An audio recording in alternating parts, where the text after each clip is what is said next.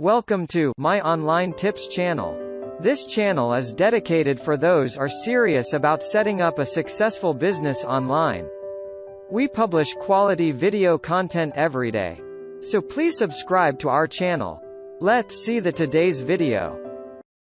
How to use the cheapest marketing video type most profitably. Video marketing actually involves many types of videos. There's no such thing as a magic bullet video.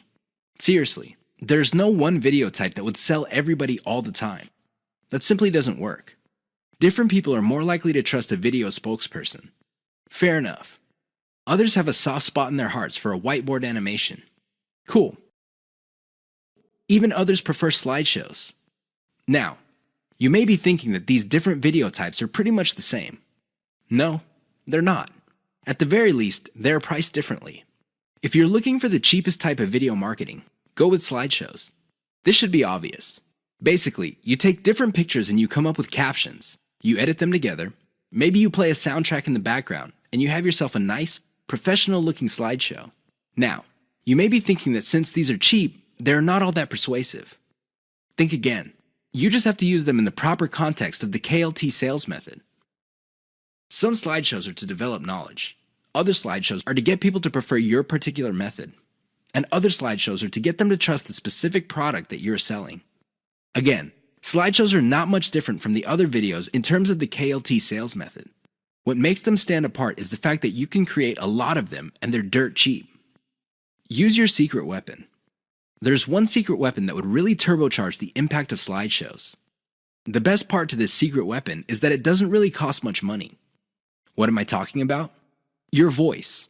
Either you narrate your slideshows or you hire somebody for cheap to do it. Regardless of how you do it, just do it. Why? When your slideshow has an actual human voice playing over it, it gives it a personal touch. The viewer doesn't get the impression that they're back in high school being forced by their teacher to watch some boring slideshow video.